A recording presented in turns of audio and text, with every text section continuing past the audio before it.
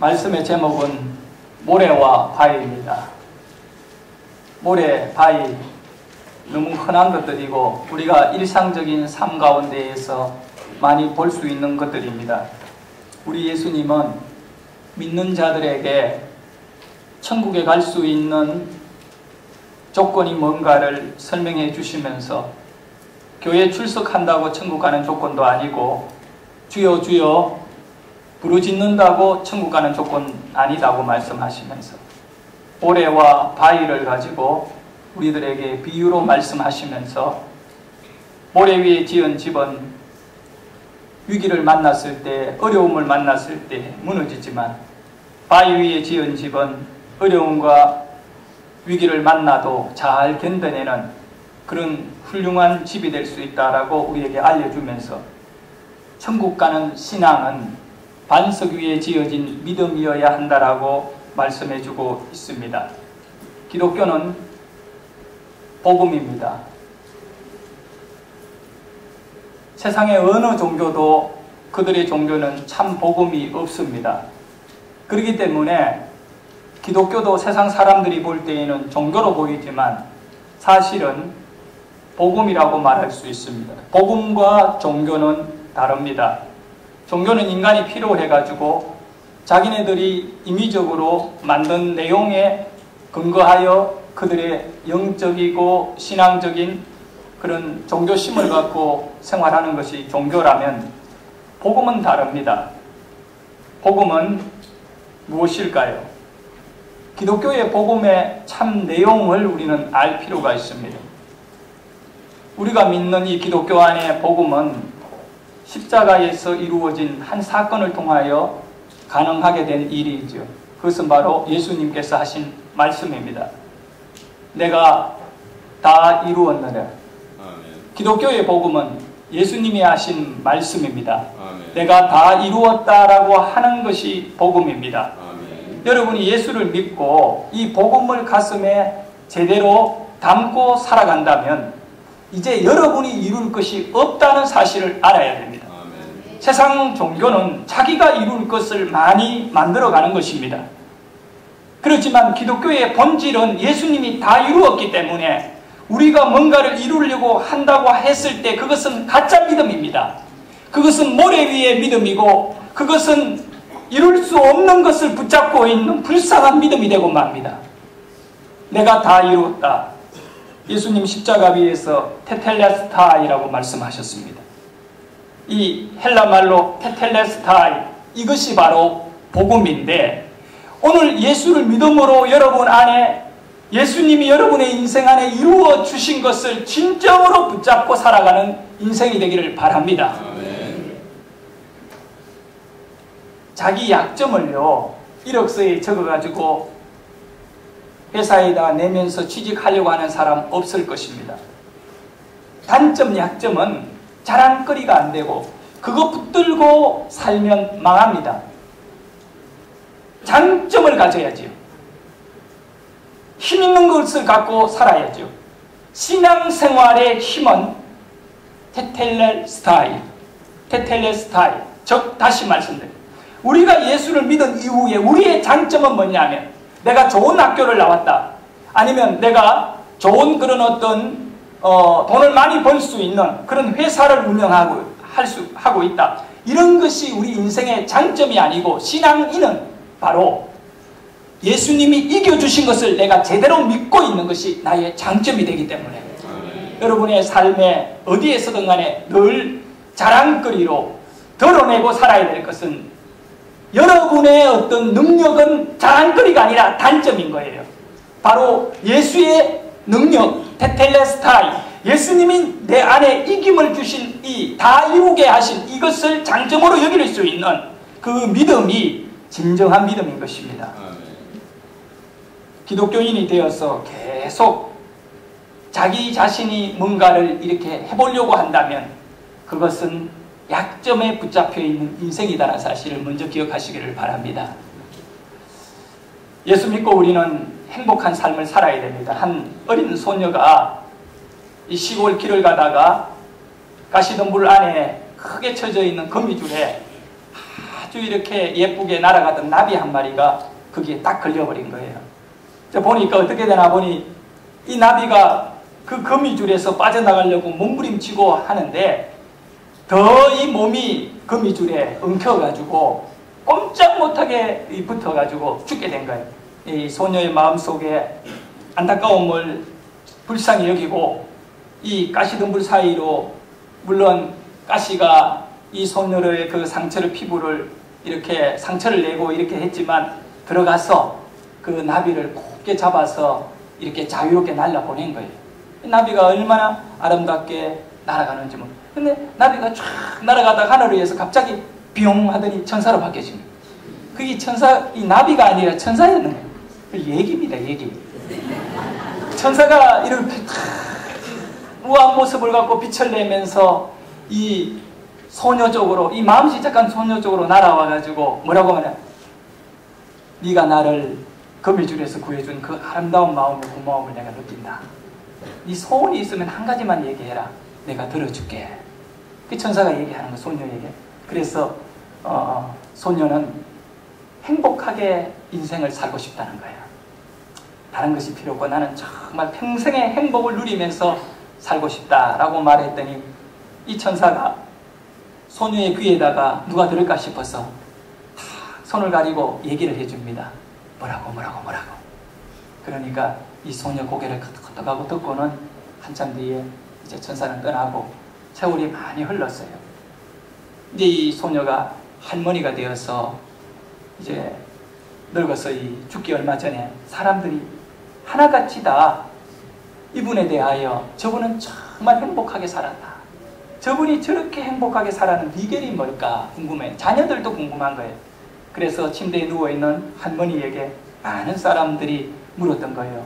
할머니, 긴 평생의 인생을 살아가면서 언제나 우리가 볼 때 할머니는 행복했습니다. 그 행복의 비결을 우리에게 좀 가르쳐 주십시오 라고 했던 거예요. 그랬더니 이 할머니가 소녀 시절에 이 나비 이야기를 하면 그때 천사가 내게 들려준 그 얘기대로 나는 살았을 뿐이다.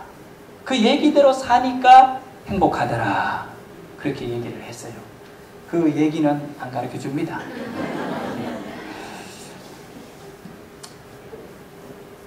듣고 싶지요? 네, 가르쳐 줘야지. 뭐라고 얘기했느냐면 어떤 일이 일어나더라도 원망하지 마라. 그 대신에 뭘 했냐면 감사해라. 당신이 감사하면 행복해질 거다. 이 소녀가 세상을 살면서 왜 힘든 일이 없었고 억울한 일이 없었겠습니까? 원망될 일이 없고 근심거리가 없겠습니까? 근심거리가 와도 이 근심을 감사하고 늘 감사. 다른 사람들이 자신을 오해해도 정말 같이 싸우지 않고 감사하고 그러다 보니까 그는 언제나 행복하게 살 수 있었던 것입니다. 이것이 장점이거든요. 이것이 바로 강점이거든요. 근데 우리 예수 믿는 사람들은 언제나 어떻게 살아야 될 것인가? 그것은 바로 예수님이 이루어 주신 승리, 테텔레스타이라고 하는 다 이루었음을 온전히 붙잡고 예수님이 이루었기 때문에 나는 더 이상 내가 이룰 것이 없고 그분만을 믿으면 된다. 그 믿음으로 승리를 선포하며 살게 되면 그는 주님 앞에 가는 날까지 절대 무너지지 않을 거라 믿습니다. 옆에 분에게 축복하며 얘기합니다. 테텔레스타이 인생이 되십시오.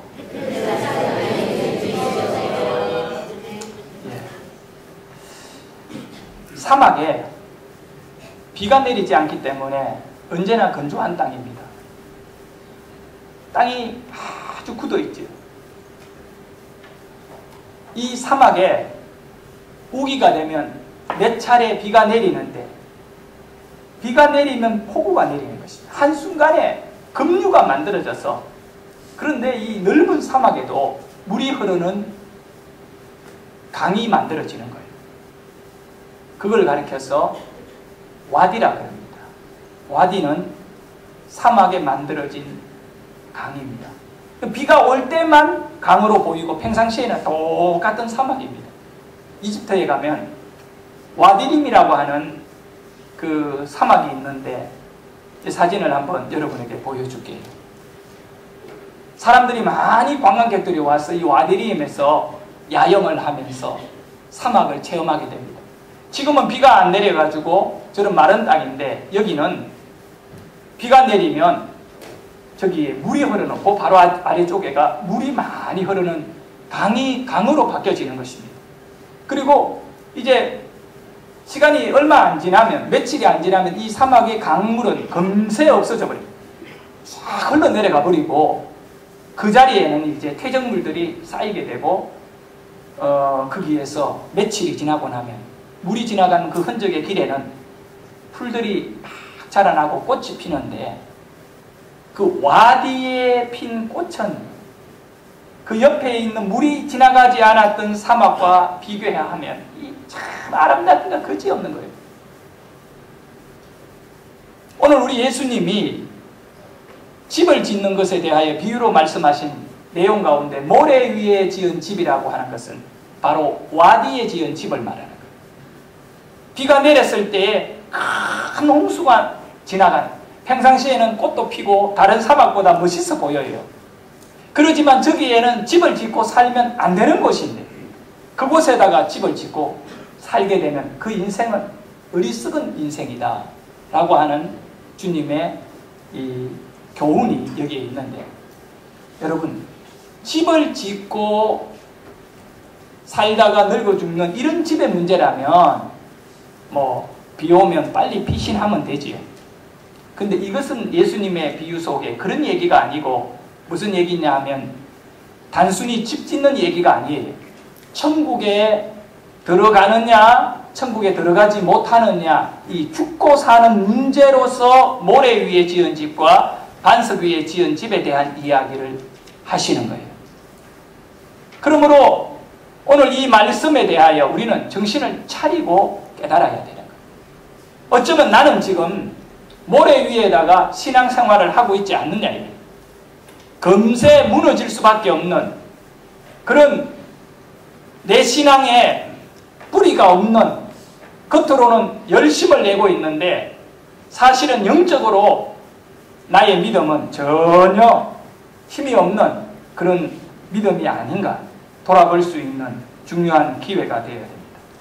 모래 위에 지은 집과 반석 위에 지은 집이 있지만 나더러 주여 주여 하는 자마다 다 천국에 들어갈 것이 아니요 라고 오늘 7장 마태복음 21절에서 알려주고 있습니다. 우리는 모두가 주님을 부르고 있습니다. 지금 여기 예수님이 하시는 말씀에 그 상대가 누굽니까? 믿는 사람들입니다. 안 믿는 사람들이 누가 주여 주여 하겠습니까? 믿는 사람들입니다. 그런데 이 믿는 사람들 가운데 나더러 예수님에게 주여 주여 하는 자마다 다 천국에 들어갈 것이 아니요, 그 중에는 천국에 들어갈 사람도 있고 천국에 들어가지 못할 사람도 있다는 것입니다. 그런데 천국에 들어갈 사람은 누구고 천국에 들어가지 못할 사람은 누구냐 이거죠. 천국에 들어갈 사람은 반석 위에 집을 지은 사람이고 천국에 들어가지 못할 사람은 모래 위에 집을 지은 사람이다. 이것이 바로 비유의 요지인 것입니다. 이 비유에서 정말 중요하게 살펴야 될 것은 모래는 무엇을 비유하고 있는지, 반석은 또 무엇을 비유하고 있는지 이것을 바로 깨달아야 돼요.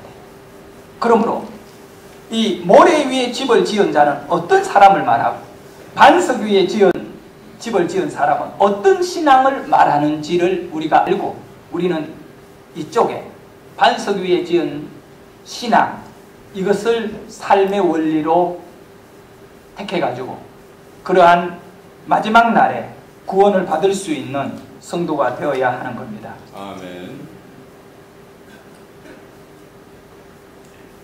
제가 만난 목사님께서 저에게 해주신 이야기가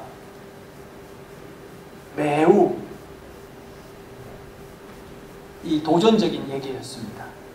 그 뭐냐면 우리는 하나님을 지식으로 이해하고 믿게 되는 겁니다.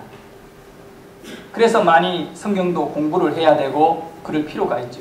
그런데 이 목사님의 얘기는 무슨 말씀이냐면 자신이 수십 년을 예수 믿었는데 목회 생활 한 30년 가까이 하고 이제 얼마 뒤에 은퇴를 할 분이신데 이 머리의 지식으로 이성으로 깨달았던 하나님의 말씀과 진리 의심이 잘 안 되는 거죠. 그 확실히 믿죠. 구원 그리고 또 뭐 예수 그리스도가 어떤 분이 이걸 머리로 믿었던 예수가 자기 가슴까지 내려오는데 30년이 넘게 걸리더라는 거예요. 30cm밖에 안 되는 거리인데 머리로 믿는 것과 가슴으로 믿는 것은 엄청난 차이가 있는 것입니다. 여러분, 머리로 믿는 것은 이해가 안 되면 동의를 못합니다. 가슴으로 믿는 믿음은 이해가 필요 없는 것입니다. 그거는 내 생각과 상관없는 것입니다. 이미 가슴 안에 들어와 있기 때문입니다. 마치 모래 위에 지은 집은 머리로 믿는 신앙이라고 표현할 수 있습니다. 그러니까 위기를 만나면 이성의 한계에 부딪히면 거기서 멈춰버리는 것입니다. 가슴으로 믿는 믿음은 그런 한계가 없는 것입니다. 죽을 일이 있으면 순교하는 거죠. 이것이 바로 가슴으로 믿는 믿음이죠. 손양원 목사님이 자기 두 아들이 이 공산주의 사상을 가진 아이들에게 붙잡혀가지고 같은 날에 죽임을 당했습니다. 그 부모가 이 고등학교를 졸업하고 또 고등학교를 다니는 아이 둘이를 잃어버렸는데 큰 아이는 미국에 유학 가려고 준비를 다 해놓고 이제 미국으로 떠나면 되는 그런 지금 준비가 되어 있는 단계에 선교사님이 이렇게 유학시키고요. 근데 같은 날 둘 다 죽임을 당했을 때 그 아버지인 이 손 목사님이 어떻게 했습니까? 머리로 이걸 받아들이면 어떻게 되겠습니까? 근데 그 며칠 뒤에 장례식장에서 손 목사님은 모든 사람들의 가슴을 울리는 그런 고백의 기도를 한 거잖아요. 내 아들 미국 가려고 준비 다 시켰는데 미국보다 더 좋은 천국 보내 감사하고. 아멘. 아들이 3명이 있는데 가장 똑똑한 첫째, 둘째 아들 하나님이 데리고 가셔서 감사하고 뭐 이런 고백이 있잖아요. 한 집안에 순교자 한 명만 나오는 것도 귀한 일인데 예수 믿겠다고 하다 총에 맞아 죽은 두 아들 순교자를 내니까 감사하고. 이거 머리로 믿는 믿음 안에서 나올 수 없는 겁니다. 그 뒤에는 어떤 일이 일어났나요? 자기 두 아들을 죽였던 그 주동자를 이제 경찰들이 잡아가지고 나중에 그 사형시켜야 되거든요. 그런데 손 목사님이 찾아가서 양자로 받으면서 내 죽은 두 아들을 대신하여 이 사람을 인간 만들어 보겠더라고. 양자로 받아들인 거예요. 신학교 보내가 전도사 시키고요. 그리고 본인도 그런 일들로 인하여 호의호식하고 살았다면 아들 팔아 잘 살았다고 얘기 듣겠지만 6.25 전쟁 때에 예수 믿는다라고 고집을 피우다가 그것이 세상 사람 볼 때에는 도대체 머리가 돌아가지 않는 고집이라고 말할 수 있겠지만 뭐 지금 전쟁 중이니까 그냥 안 믿을게 말하고 나중에 살아와 전쟁 끝나면 또 믿으면 되잖아. 이런 세상적인 논리가 아니라 끝까지 피신 안 하고 있다가 결국은 공산주의들에 의해 죽임을 당하는 두 아들 죽고 얼마 지나지 않아 순교를 당하는 이거는 가슴으로 믿는 자들의 삶의 결과인 것입니다. 그러면 우리가 한번 생각해 봐야 돼요.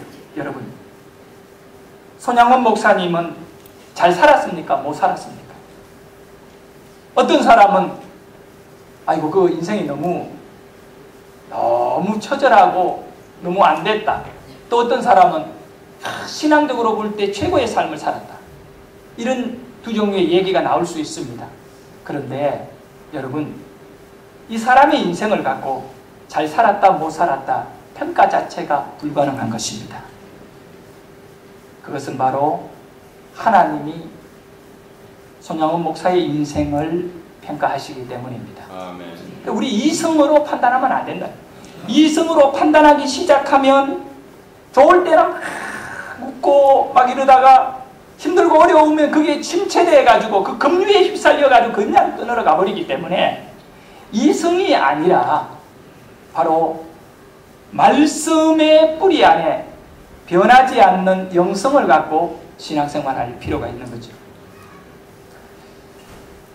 사람들은 아주 멋진 집을 지었습니다. 겉으로 볼 때에 두 집 다 너무 아름답고 또 편리하게 지어져 있고 현대적 감각을 살린 집이었습니다. 예수님은 모래 위에 그렇게 지어진 집과 반석 위에 지어져 있는 집, 아름다움을 얘기하지 않습니다. 우리 인생도 어떤 사람은 사람의 눈으로 볼 때 화려하고 아름답습니다. 어떤 사람은 운막 같은 집을 갖고 있습니다. 주님은 지금 얼마나 집이 큰지, 재료를 무엇으로 지었는지, 얼마나 편리하게 집을 지었는지, 이거는 사람의 관심입니다. 예수님이 지금 이 믿음에 대하여 얘기하는 거예요. 믿음이 얼마나 너가 편하게 생활하느냐, 아니면 믿음을 얼마나 복잡하게 갖고 있느냐, 이런 얘기가 아닌 거예요. 그건 인간의 행위거든요. 그건 중요하지 않습니다. 배부른 사람도 있고 배고픈 사람도 있는 겁니다. 예수님이 말씀하고자 하는 것은 바로 기초가 뭐냐, 어디에다가 기초를 세웠느냐, 외형적 아름다움이 아니라 죽고 사는 문제로서 그 기초를 말씀하기를 원하시고 있습니다. 이것은 바로 사람이 어떤 행동을 하느냐가 아니라 무엇에 기초하여 그는 살아가고 있느냐를 의미하는 것입니다. 무엇에 기초하고 있는 삶인지, 무엇에 기초하여 행동하고 있는지에 대하여 예수님은 모래 위에 지은 집과 반석 위에 지은 집으로 나누어 말씀하십니다. 기초는 집을 지탱하는 뿌리이지요.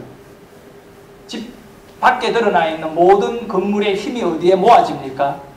이 건물의, 이 무거운 건물의 힘은 기초에다가 모아지는 거예요.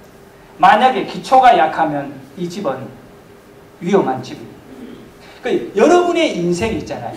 평생의 어떤 소원들이 어디에다가 지탱을 해야 됩니까? 돈입니까? 건강입니까? 가족입니까? 이거 전부 불안합니다. 주님은 지금 돈도 내 힘으로 모아야 되고 가족의 돌봄도 내 힘으로 돌봐야 되는 것입니다. 그런데 테텔레스타이라고 하는 것은 내가 다 이루었다. 신앙만은 내 힘으로 지탱할 것이 아니라 오직 예수의 말씀과 그 능력으로 지탱해야 할 것입니다. 아멘. 그래서 마태복음 7장 26절에 나의 이 말을 듣고 행하지 아니하는 자는 그 집을 모래 위에 지은 어리석은 사람 같으니라고 말합니다. 여기서 자기 생각대로 신앙생활하는 것은 어리석은 일이라는 것을 알아야 됩니다. 생각 없이 살라는 얘기는 아닙니다. 그러나 양은 목자의 음성만을 듣고 따라가야 되고요.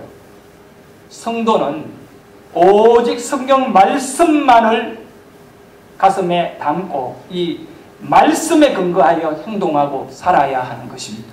아멘. 오늘 본문에서 모래가 의미하는 것과 반석이 의미하는 것을 알아봅시다. 모래는 뭘 의미할까요? 사람을 의미합니다. 모래는 아무리 그 숫자가 많지만 사람의 능력과 사람의 모양에 지나지 않습니다.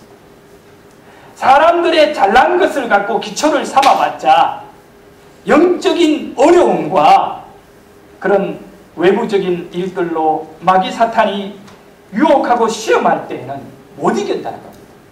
그러면 반석은 무엇을 의미할까요?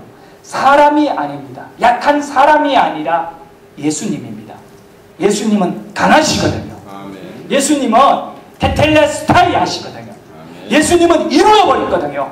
우리 인간은 못 이룹니다. 그래서 사람이 얼마나 약한 존재인가를 여러분 너무 잘 알잖아요. 저는 3가지 정도 사람이 갖고 있는 본질적 약함을 말씀드리고 싶습니다. 그 먼저 첫 번째, 내가 누구인지를 모르는 것이 인생입니다. 이름 알고 있고 나이 알고 있고요. 그저 그 정도로 알고. 그런데 사실 중요한 거는 내 이름 몰라도 괜찮습니다. 남이 불러주면 되는 거고 내 나이 몰라도 괜찮습니다. 죽을 날을 모르는데 내 나이 알아면 어디에 서겠습니까? 그거는 다 행식적인 정말 중요한 것이 아닙니다. 그런데 사람들은요 그런 것만 갖고 다 아는 것 같이 생각합니다. 진짜 사람의 나이에 대하여 모르는 것인데 내 영혼을 모른다는 것입니다. 여러분은 어떻습니까? 여러분의 영혼을 압니까? 사람의 본질이 영혼인데 영혼을 모르며 살아가. 그런데 영혼을 모르는 인간이 자기 자신을 기초로 해가 자기 생각과 자기 행동과 자기 가치관으로 기초를 삼아서 살아서 남는 것이 뭐가 있겠느냐. 아무리 수학을 풀어도 계산법이 이미 틀렸는데 답은 다르게 나오게 되어 있는 것입니다. CBS 반전 가운데 어메이징 그레이스라고 하는 놀라운 은혜라고 하는 이 프로그램이 있어요. 여기 수많은 사람들이 간증을 했어요. CBS TV에 나와 있는 내용인 것입니다.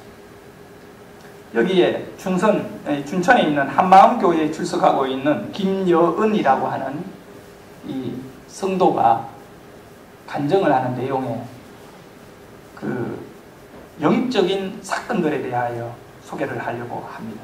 지금 이분은 병원에서 치위생사로 근무하고 있습니다. 근데 이분이 38살까지 무당으로 살았습니다. 그냥 무당이 아니에요.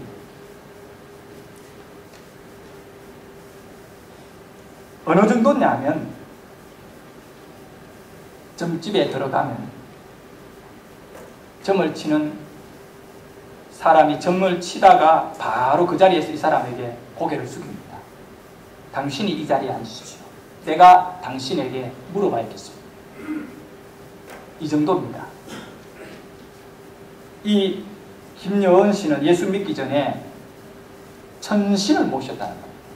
보통은 천신을 잘 안 모시는데 최고의 영계의 이 귀신들의 세계 최고의 영계인 천신이 이 사람을 지배했다는 거예요. 평생 귀신에 사로잡혀 살 수밖에 없는 이 사람에게 변화가 일어나기 시작한 것입니다. 근데 간증을 여러분 시간 나면 유튜브에 들어가서 어메이징 그레이스 그 김여은 이 간증을 한번 이름 김여은이니까 찾으면 딱 나올 겁니다. 이 김여은 씨가 무당이 안 되려고 물론 노력을 많이 했겠지요. 그 간증에도 그렇게 나옵니다만. 그런데 이 피해갈 수 없게 결국은 무당이 되었어요. 저는 이 간증을 잠깐 봤는데, 이 영계라는 것이 있어요. 영계. 그 말의 의미가 뭐냐? 영적 세계를 줄인 말인데, 이런 어떤 이 무당들, 이 고수들의 특징이 뭐냐면 권위 내려다고 사람을 딱 만나면 그 사람 속에 역사하는 귀신을 다 봐버리는 거예요. 목소리요. 마음대로 다 움직일 수 있는 거예요. 갓난 아이 목소리 내었다가 할머니 목소리 내었다가 이리저리. 근데 우리는 못 보고 있거든요. 이 귀신들의 하수인으로 살고 있는 무당들도 영계를 보고 있다. 그가 자기 자신에게 역사하고 있는 천신이 결코 자기를 살려주지 않는, 자기를 계속 쓰고 있는 귀신에 지나지 않는다는 것을 본인이 다 알고 있는 거예요. 그래서 무당들은 가능하면 자기 자식들은 무당 안 시키려고 하는 거예요. 이 사람이 어느 날 그 신당에 앉아가지고 이렇게 기도도 하고 있는데 한순간에 큰 깨달음을 주시는, 그게 뭐냐면 환상을 보게 되는 거예요. 그것이 바로 8살 때에 주일학교 나갔던 예수님이 교회에서 자신을 품어주시는 그 모습을 보고 통곡하며 엎드려 울기 시작합니다. 무당이 되어가지고, 그리고 최고의 무당이 되어가지고, 자기가 섬기는 이 신은 가짜고 자기를 지금 비참하게 이용하고 있다는 걸 절실히 깨닫는 이 무당이에요. 서울에 올라와서 이 교회 저 교회 자기를 살려줄 목사를 찾아 헤매는 김여은 무당은 결국 하나님이 한번 구원한 자는 포기하지 않는, 주일학교 8살 때 잠시 다녔던 이 교회가 신앙생활이 무당에까지 이르러 이제는 더 이상은 구원받을 소망이 없을 때에도 주님은 테텔레스타이 그 한 영혼을 찾아가고 무당에서 그 잡아내가지고 예수 잘 믿는 성도로 지금 만들어버리고 변화시키고 구원하시는 능력의 은혜로 일하시는 것입니다. 아멘. 이거 사람 못한 거거든요. 근데 사람은 자기 영혼의 상태를 몰라요. 두 번째는 분별력을 가지지 못하는데, 뭐에 대한 분별력이냐면 진리와 거짓에 대한 참 진리를 깨닫지 못하는 거죠. 그래서 마귀와 사탄에 속고 살아가고 있는 거예요. 속아서 모래 위에 집을 지으면 내 신앙생활 잘하는 줄 알고 있는 것이 인간이라는 거죠. 아니 성도라는 거죠. 여러분 속으면 안 돼요. 그러면 어떻게 되느냐? 진리가 뭔지를 바로 알아야 돼요. 진리는 내가 깨닫는 것이 진리가 아니에요. 내가 못 깨닫더라도 성경이 말씀하시는 것은 진리로 여러분이 받아들여야 돼요. 이것이 사람이 강해지는 방법입니다. 세 번째는 어디서 와서 어디로 가는지를 인간은 몰라요. 모른다니까요. 네? 자기 무덤이 경기도에 있을지 지방의 고향에 내려갔을지 아니면 비행기 타고 가다 하늘에서 뻥 터질지 모른다니까요. 몰라요. 어디서 와서 어디로 가는지 모르는 것이 인생이에요. 이걸 다른 말로 하면 삶의 인생의 참 방향을 잃어버린 거죠. 예수님은 이 세 가지 문제를 해결해 주시는 거죠. 여러분의 영혼을 정확하게 보여주시고, 아멘. 여러분의 영이 예수로 말미암아 살게 하시고, 예수 믿는 영은 성령의 지배를 받아야 되고, 두 번째는 사탄 마귀의 거짓에 넘어가지 말라고 분별력을 딱 주셨는데, 이 분별력이 뭐냐면 말씀대로 살면 된다는 거예요. 그 누가 그렇게 얘기하더라고요. 요즘은 두 여자 말만 잘 들으면 인생에 어려움은 없다. 첫 번째는 내비에서 말하는 여자의 말을 잘 듣고 가야 됩니다. 자기가 고집을 안다고 가다가는 막히고 어려움을 당한다. 두 번째는 집안에 있는 여자의 말을 잘 들어야 된다. 그런데 그거는 그저 길 가는 일이에요. 인생 전체는 성경의 말씀을 그대로 진리로 받아들이면 분별이 다른 게 필요 없어요. 이 말씀을 받아들이면 되는 것입니다. 예수님은 세 번째 우리에게 삶의 정확한 방향을 가르쳐 주세요. 나를 믿어라. 아멘. 이것이 참 믿음이죠. 아멘. 예수 믿으면 천국 가는 방향이 딱 잡히고 구원을 얻게 되는 것입니다. 아멘. 모래가 의미하는 것은 인간을 말하는데, 인간의 어떤 지식이나 과학이나 철학이나 인간이 그 만들어진 내용들을 갖고 자기 인생을 신앙생활을 세워가면 안 되는 거고, 반석은 예수님 자체를 의미합니다. 우리의 믿음은 오직 예수 위에 뿌리를 내려야 하는 것입니다. 아멘. 예수님의 말씀 위에 믿음을 세워야 세상의 고난과 죄의 시험을 이길 수 있다라고 하는 말씀입니다. 오늘 본문 24절에서 25절은 그러므로 누구든지 나의 이 말을 듣고 행하는 자는 그 집을 반석 위에 지은 지혜로운 사람 같으리. 비가 내리고 창수가 나고 바람이 불어 그 집에 부딪히되 무너지지 아니하나니 이는 주추를 반석 위에 놓은 까닭이다. 집 잘 지었기 때문에 안 무너진다 얘기 안 하거든요. 재료 이야기 안 하고 주초를 반석 위에. 여러분의 신앙과 믿음의 뿌리를 오직 예수에 내리기를 힘쓰시기를 바랍니다. 반석 위에 집을 지어야 할 가장 큰 이유가 무엇이냐 하면 위기를 만났을 때 믿음이 이겨낸다는 것입니다. 하나님의 말씀을 듣고 그 말씀을 삶의 기초로 삼아 살아가는 사람은 그 어떤 마귀가 유혹하더라도 견디는 겁니다. 교회 가지 말라고 하더라도 그것 어려운 문제 때문에 교회 나오는 일을 포기하지 않습니다. 여러분, 고난을 왜 못 견디는지 압니까? 우리가 신앙생활 하면서도 어려운 일이 있으면 너무 힘들고 얼굴이 벌써 바뀌어지고요. 불안하고 염려하고, 성경에서 얼마나 염려하지 마라, 두려워하지 마라, 이 얘기가 많습니까? 왜 그래? 신앙의 본질은요, 염려하면 안 돼요. 두려워하면 안 되는 거예요. 고난을 못 이기는 가장 중요한 이유는 다른 데 있지 않습니다. 예수를 제대로 안 믿기 때문에 고난을 못 이기는 것입니다. 고난은 먼저 환경에서 이기는 것이 아니라 내 심령에서 이겨야 하는 것입니다. 내 심령에서 이기지 못하고 그저 환경에서만 이기려고 하다 보니까 더 어려워지고 우리 심령은 아주 썩을 대로 썩어가고 병들 대로 병들어가며 고통 속에서 답을 찾지 못. 그러다가 우리가 그 마귀가 아주 좋아하는 얘기를 딱 한마디 하면 그 생각 속에 주저앉아 버려요. 예수 믿어도 별일 없구나.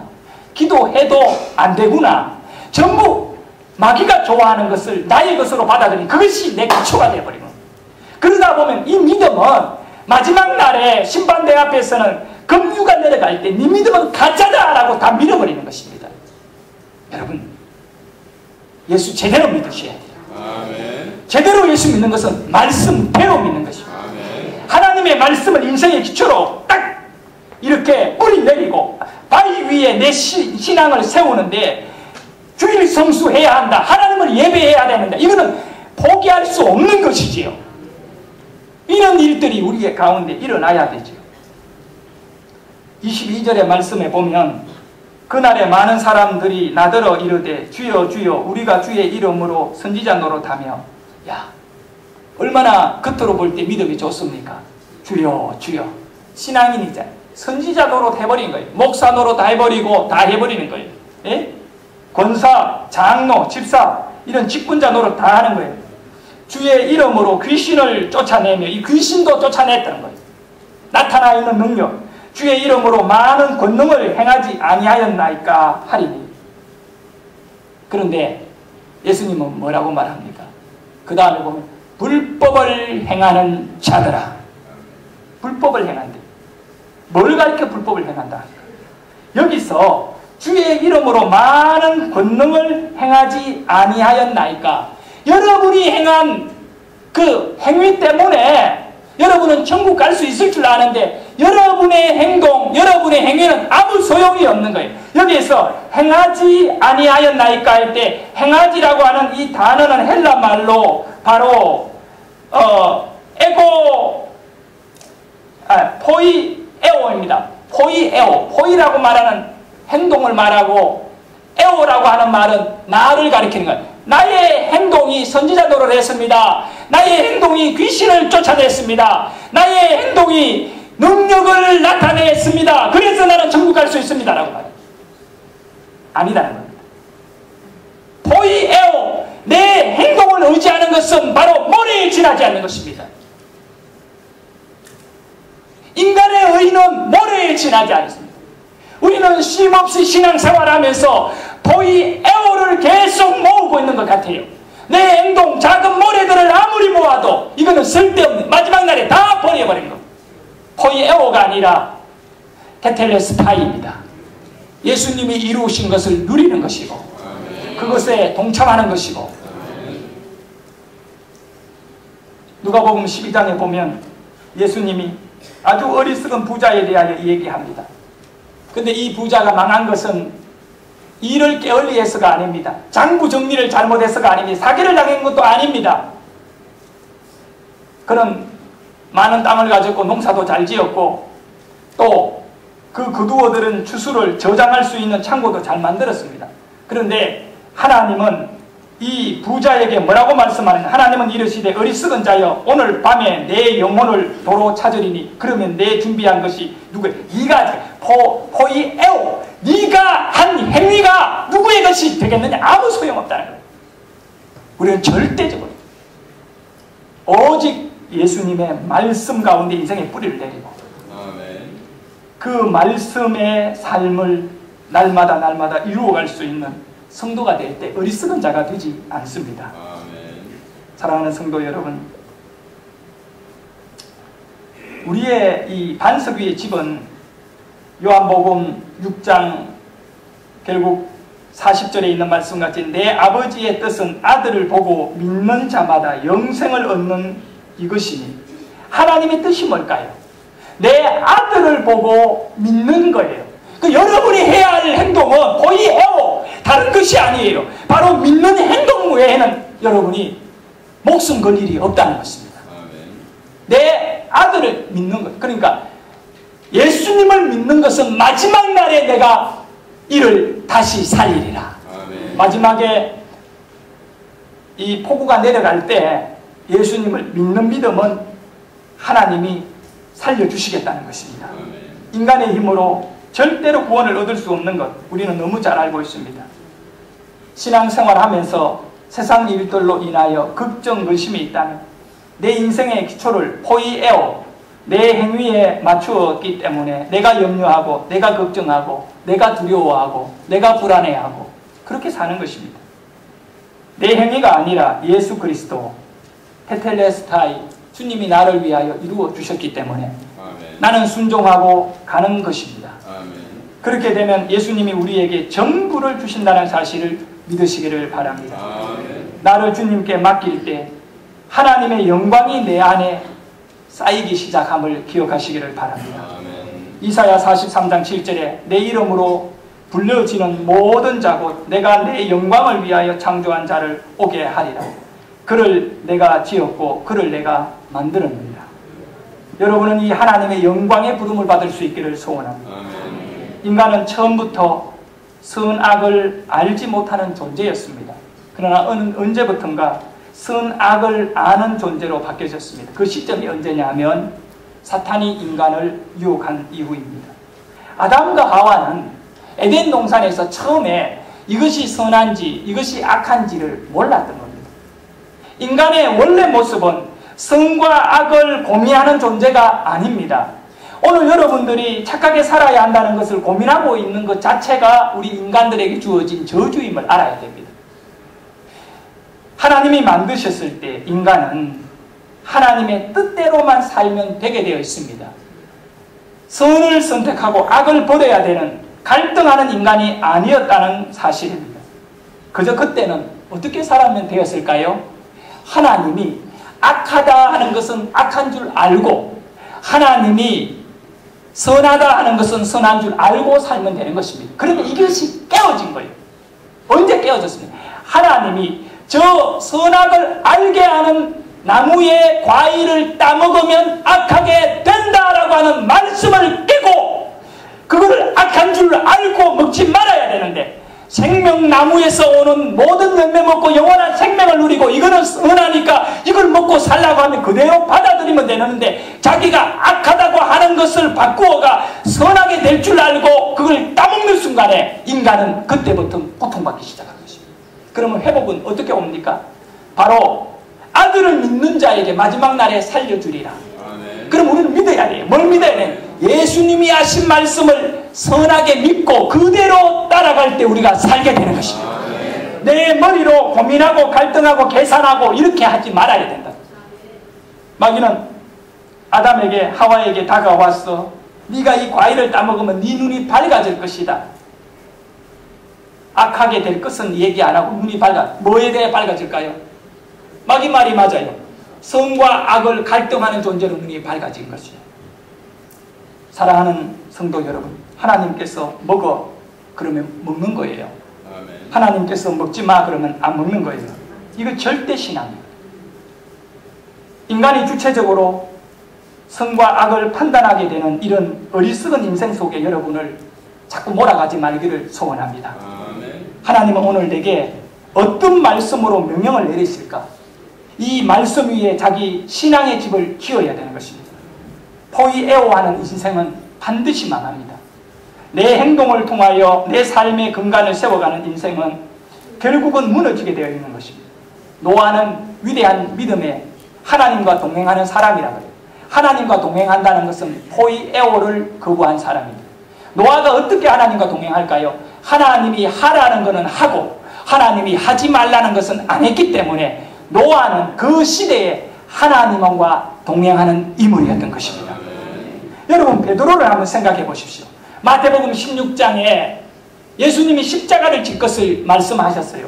그때 베드로가 아주 막 화를 내면서 예수님 절대로 죽으면 안 됩니다. 이렇게 외쳤던 거예요. 그때 예수님이 베드로에게 뭐라고 말씀하신지 압니까? 베드로가 하는 얘기가 참 재밌어요. 자기가 예수를 지키겠대요. 우리가 예수님이 십자가의 군인들에게 장로들과 그 제사장에게 끌려가도록 내버려 두지 않고 우리가 지킬 테니까 절대 그 길을 가지 않을 겁니다. 자기가 막 예수님보다 더 결정을 내리는 거예요. 그때 예수님 뭐라고 하냐? 사탄아, 너는 사탄아, 베드로를 가리켜 말합니다. 사탄아, 너는 나를 넘어지게 하는, 예수님을 넘어지게 하는 자다. 예수님을 위하는 척하고요, 예수님을 지키는 척하는데 하나님이 예수님에게 십자가를 지라고 하신 거예요. 그런데 베드로는 하나님이 지라고 하는 십자가, 모든 인류를 구원하기 위하여 져야 될 십자가보다 예수님이 당하는 고통이 있으니까 그거 하지 마시라는 거예요. 그러니까 하나님이 원하는 것을 하지 못하게 하는 일은 사탄의 짓이기 때문에 사탄아, 네 뒤로 물러가라. 여러분, 오늘 우리는 사탄의 유혹을 받아서 어쩌면 인간이 편한 대로 베드로와 같이 넘어지지 않습니까? 노아와 같이 사람들이 모두가 다 저 사람 인생 망쳤다, 어리석은 사람이다, 놀기 좋은 세상에서 저렇게 미련하게 사네 라고 말했지만 결국은 하나님이 하라고 하는 대로 방주를 만들었던 노아의 가정 8명만이 방주를 타고 살게 되는 은혜, 창수가 났을 때 방주 위에 둥실둥실 떠오르는 은혜, 할렐루야. 하나님이 여러분을 떠오르게 하시는 은혜가 있기를 주의 이름으로 축원합니다. 다 내려가고 다 죽을 때 하나님이 살려주시는 자, 그가 말씀의 명령을 지키는 자인 것입니다. 선악을 판단하게 된 인간은 생명나무로 가는 길이 막혀버렸습니다. 오직 생명나무로 갈 수 있는 길은 하나님의 말씀에 순종하는 것밖에 없습니다. 인간이 타락했을 때 창세기 보면 가장 먼저 한 일이 있어요. 하나님 뭔지 압니까? 생명나무로 가는 길을 막아버렸대요. 창세기. 그래서 이 아담과 하와가 선악을 알게 하는 나무를 따먹고도 자기네들이 생명을 유지할 수 있는 그 길을 갈 줄 알고 생명나무로 접근할 때 하나님이 화염금을 들어서 생명나무로 갈 수 없도록 막았는데, 이 막아져 있는 이 길은 불순종으로 인하여 막혔는데 예수님이 오셔서 예수님의 말씀에 순종하는 자들에게 이 길을 하나님이 열어주시는 거예요. 그래 예수님이 십자가에 못 박혀 죽으실 때 휘장이 찢어지거든. 휘장은 뭐냐? 하나님이 계시는 성전 안으로 들어가는 이 막인데, 이 막이 찢어진다는 건 우리 인간이 이제 예수를 믿고 십자가를 믿을 때에 하나님에게로 갈 수 있는 거예요. 생명나무로 갈 수 있는 거죠. 사람에게 보이려는 모든 행위는 하나님 앞에 불법이 되고 모래 위에 세워진 집이라는 것이 오늘 본문의 얘기입니다. 마태복음 6장 1절에 사람에게 보이려고 그들 앞에서 너희 의를 행하지 않도록 주의하라는 겁니다. 그리 하지 아니하면 하늘에 계신 너희 아버지께 상을 얻지 못하느라. 예수님의 십자가 구원을 그대로 우리는 믿을 수 있기를 축원합니다. 사랑하는 성도 여러분, 반석은 인간의 방법을 말하는 것입니다. 이 방법이 아니라 예수님을 말하고 모래는 인간의 방법을 말하는 것입니다. 오늘 여러분들이 세상을 살아가면서 아직도 내 믿음이 보장할 수 없는 연약함이 있는 겁니다. 그 증거가 제가 얘기했죠. 뭐라고요? 내 안에 불안, 내 안에 염려. 이것은 내 삶을 아직도 어디에다가 의지하고 있다고요? 내 자신의 능력에 의지하고 있습니다. 내 능력에 의지하는 버릇을 빨리 제거해야 돼요. 그거는 단점이에요. 여러분, 이 단점을 갖고 살면 안 돼요. 하나님이 주시는 강점을 갖고 살아요. 이건 뭐냐면 테텔레스타입니다. 내가 너를 위하여 다 이루었다. 너 이제 잠 좀 자. 내가 너를 위하여 다 이루었다. 우리 기도드립시다.